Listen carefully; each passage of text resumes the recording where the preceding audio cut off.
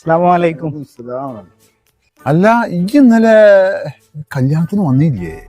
ഞാൻ വന്നിരുന്നല്ലോ. ഞാൻ ഭക്ഷണം കഴിച്ചാണ്ട് പോകുമ്പോ ഇങ്ങോട്ട് പറഞ്ഞല്ലോ.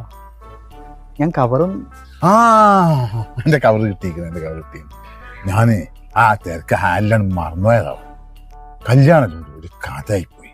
അല്ല ഭക്ഷണമൊന്നും തേഞ്ഞില്ലാന്ന് പറഞ്ഞിട്ട് എന്തൊക്കെയാ കച്ചറയും എന്തും. അതന്നെയാണ്.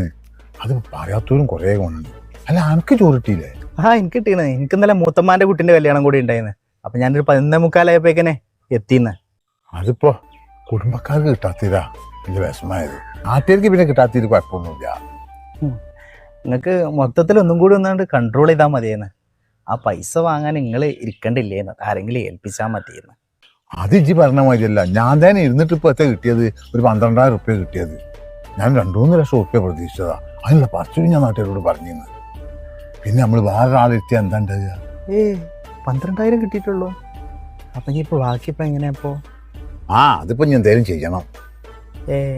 അല്ല അപ്പൊ നിങ്ങൾ എത്ര കിലോ ചോറ വെച്ചത്?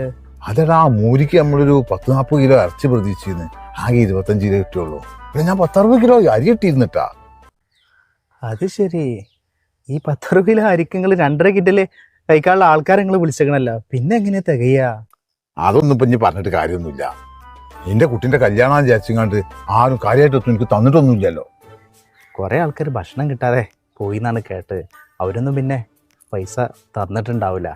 നിങ്ങൾക്ക് ഒന്നും കൂടി അതൊന്ന് ശ്രദ്ധിച്ചാൽ മതിയായിരുന്നു. വരുന്ന ആൾക്കാരൊന്ന് സ്വീകരിച്ച് സാധനം കുറവുള്ളതിനനുസരിച്ച് ഒന്നും കൂടിയൊക്കെ അരിയൊക്കെ ഒന്ന് കൂട്ടിയിട്ട് ഒന്ന് ഇതാക്കിയാൽ മതിയായിരുന്നു. അത് കഴിഞ്ഞ് ഇനിയിപ്പോൾ ഏതായാലും ഇതിന്റെ താഴെ എനിക്ക് 2 പെൺകുട്ടികളോട് ഉണ്ടല്ലോ.